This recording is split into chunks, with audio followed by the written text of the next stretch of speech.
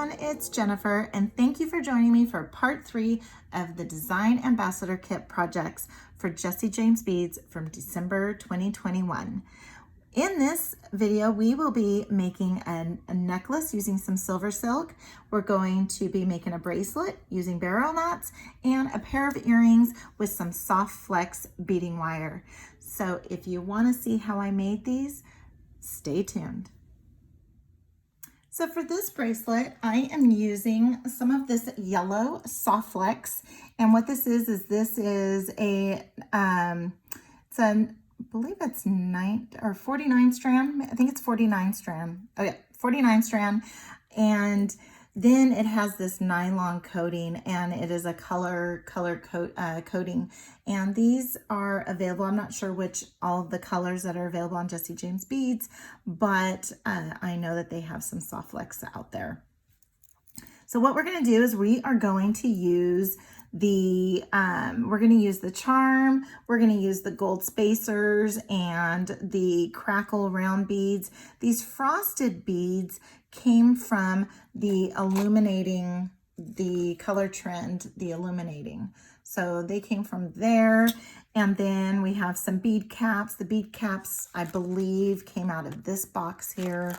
And then we have the little purple rondelles. We have these little tiny coral rondelles. It's so pretty. And then what I did was I just found a button that kind of matches. And I found a button and then attached it directly to the beading wire. And then I used these soft flex 2x2 tubes. When you use these soft flex 2x2 tubes and then use the magic crimper, you see the magic crimper only has one well, and what it does is you make your first squish, and it's going to be the form of a square. And then when you do is you turn it around and from the other side and just give it a little squish, and then you go around the horn. And you just go around the horn, squish, squish, squish, squish, squish. And what you end up with is this bead-like finish. So you have this bead-like finish. And so what we're going to do is we're going to finish off the other side. So I'm going to show you how I do that. So this is a piece of the chain gold textured big girl. And this is how, I have it in zippy. This is how it comes. And then what I did was I just cut away the little small rings so that I can have this size ring. And then I have the larger rings because I'm going to make a necklace with this. This is going to be my focal piece. So awesome chain. Jump on over to Jesse James Beads and check it out. So what I'm going to do is I'm going to attach this directly to the bracelet via the wire, right? And then what I'm going to do is I have this leather, this 2mm leather, that we're going to go ahead and I'm going to do a barrel knot. So I'm going to do a barrel knot. This is what the barrel knot looks like. So what I'm going to do is I'm going to come in about right there and go ahead and start making my barrel knot tube. My barrel knot. So we're going to go once and twice and then come through the back. And if I wanted to match the other side with the 3, I could have done that and just had a longer piece of leather, and then here's the leather coming out this side. So now what I want to do is I just want to make sure that I have a good handle on my leather. I don't want to let go. I don't want those to cross. And then I'm just going to continue so that I can actually bring this up just a little bit more and then get it tightened. And I am just pushing and pulling and just making sure that I can get that button freely through.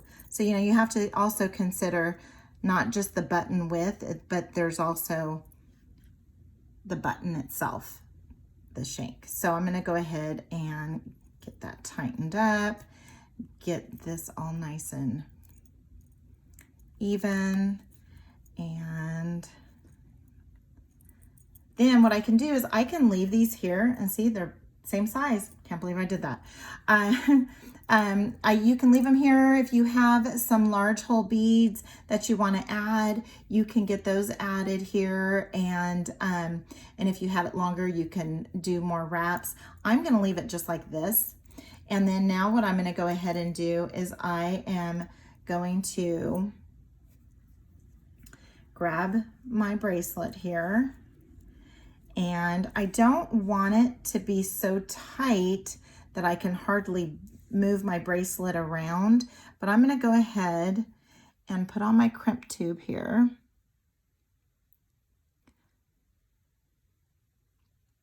Then I'm going to go ahead and wrap that around and pass it back through.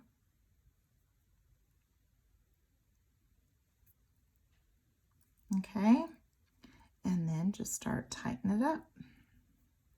If I don't let go of it, there we go. And then just start bringing that through. There we go. Okay, and I do want it to be a little loose because I don't want it to be so tight that it rubs up against.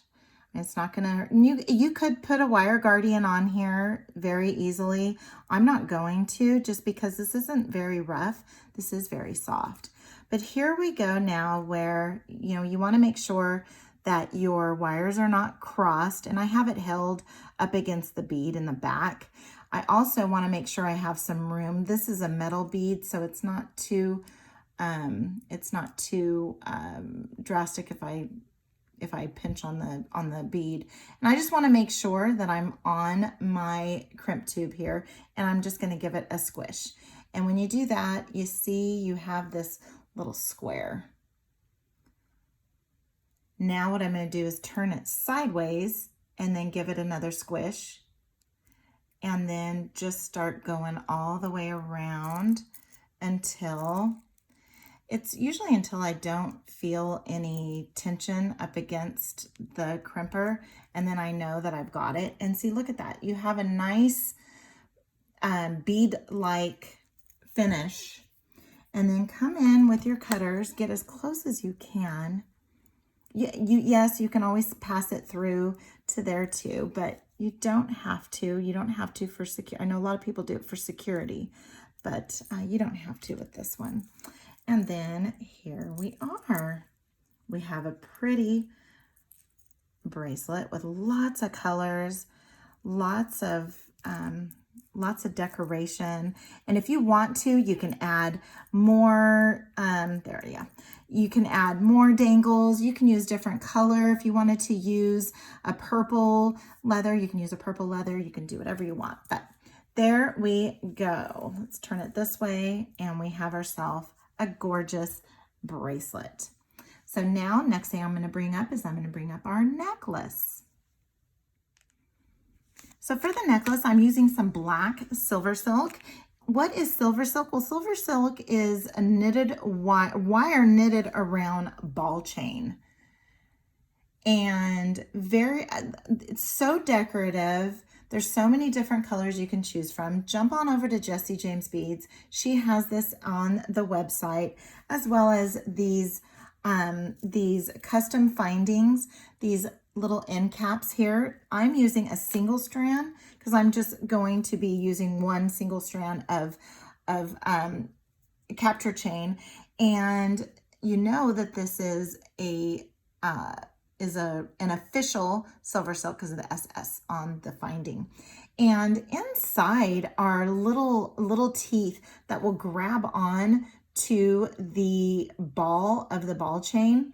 And we're just going to give it a little bit of a squish and get that all in place. So what I do is on the end, this is knitted wire. It does not fray. It is, again, he has several different colors. And so you're okay with trimming off a little bit of the ends. And then I usually come in, you see these little shavings here? There's just little shavings, and I just get those shaken off. And then I start finishing it off by, I just roll it up against my fingers so that knitted wire really surrounds that ball chain, so that when I do add it to my my end cap, I can you're not going to have wires sticking out the side. And if they do, all you have to do is just simply cut them off with your wire, with your cutters. So I'm just sitting here trying to, this one, you see, that one is just being stubborn. He just wants to stay on. He doesn't want to go anywhere. So then what I use is my flat nose pliers, and they're not very wide, but they're fine. They work perfectly, but I also dip them in Tool Magic. And what that does is it just provides protection so that I am not damaging up these gorgeous findings. So I'm going to go ahead, and you can insert 1 or 2. How many ball chains will fit through there? I'm going to go ahead and put through 2. And I can see that I have 2 in there, just like so. And I want to make sure that I am not going to be crimping on top of a ball as well. So let's go ahead and just give it a little bit of a squish. And you know that you have squished enough when you don't see anything. All you do is see the seam. So just a really nice way to finish off this this capture chain. It's absolutely gorgeous. We used it in Winter Workshop. I am a huge fan of Silversilk and More. I call myself, I'm kind of an unofficial ambassador of the product just because I love it. So now what I'm going to do is I used some Soft Flex. I used some Soft Flex in a gray color because I'm keeping this just a little dark. I love these gray rondelles. I'm using all of the beads from oh, and looky here. See how I have this one? I had changed it out over here and not on this other side before I started going. So I'm going to go ahead and unstring this. You know, it'd probably be easier just for me to get rid of that one and add the bigger one.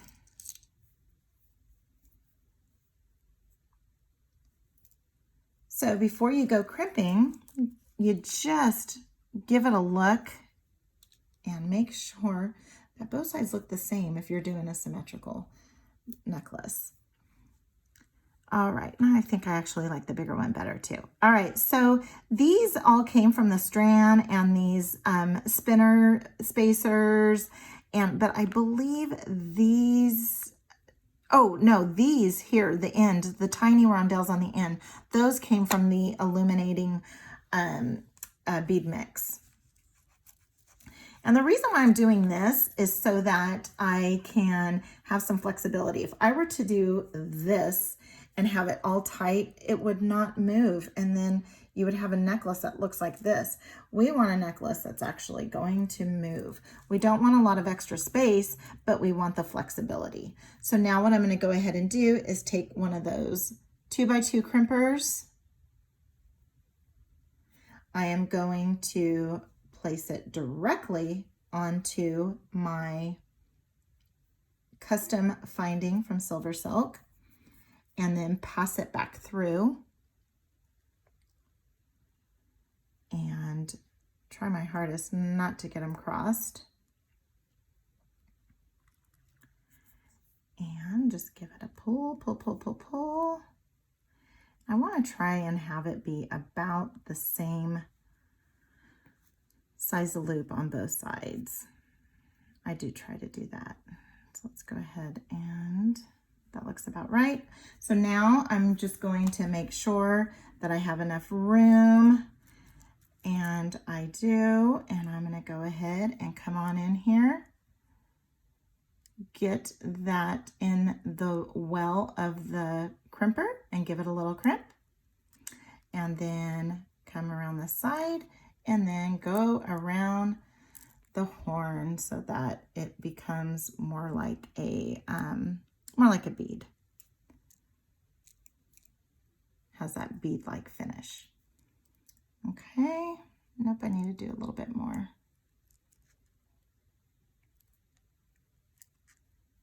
And just keep it in the well there. And once you stop feeling the tension, then you know that you've got it. Right? Let's give it. Then how I finished it off was one of these gorgeous little metal or magnetic. So, and the way with the magnetic clasp, I've noticed is you don't pull, I guess, like you don't pull from like there. The easiest way is just to slide it. And then you keep, keep this all protected too. And so you just slide it. So there is our necklace. This is probably about 19 inches and I wanted something short. And again, hop on over to Jessie James Beads and check out the Silversilk that she has. We have one more project to go. So thank you for hanging in there with me. Now the last project is, I can't take credit for this design. I saw a picture and it wasn't using these exact beads, but, and it's just a little variation of the picture I saw, but I'm using some soft flex and I'm actually using I'm looking for it here. I'm actually using an antique copper metallic color, antique brass, and I wrapped it around. And so I saw a picture and I thought, how in the world did we do this? And so I watched, I looked to see how the direction it was going and came up with, and I'm not sure, this might be the way that it was done, but I had to come up with a way to get this all secure to where we had this loop on the top. We have this strand down below with the strand going across. So this is what I did. I went ahead and strung up the beads. Now these cube beads came from the cube beads came from the Illuminating. I do know that. And the crystal rondelle spacers came from the Live Your Dream. I believe these little yellow one, or the little brass ones, came from Live Your Dream, but these other beads came from the Illuminating. So then what I'm going to do is so what we're doing is we're actually going to bring this one over. So we're going to bring this one over. We're going to bring this one over like this and then bring this. So I have another crimp tube right here. So I have a 2x2 crimp tube here and I have a 2x2 crimp tube over here. And you see that the crimper is pretty wide, right? And so you do have to leave a little bit of space in between. But again, you get that bead-like finish. And so it turns out really well. All right, so the first thing I'm going to do is I have this coming in from this side. I want my top wire to be quite a bit longer than my other one, just because that's going to be the loop. Okay, so now I'm going to bring this over. So now that is this piece. Then I'm going to bring this piece over. And this is where all the finagling has to happen. So I'm going to bring this over.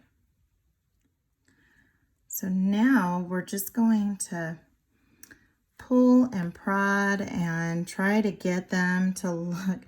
So I was once told by a wise woman, my jewelry making mentor, that when you're making something like this, to get them exactly the same, if you're off by a little bit and someone notices, if someone is that close to you to notice that it's off by a hair, they're standing too close to you.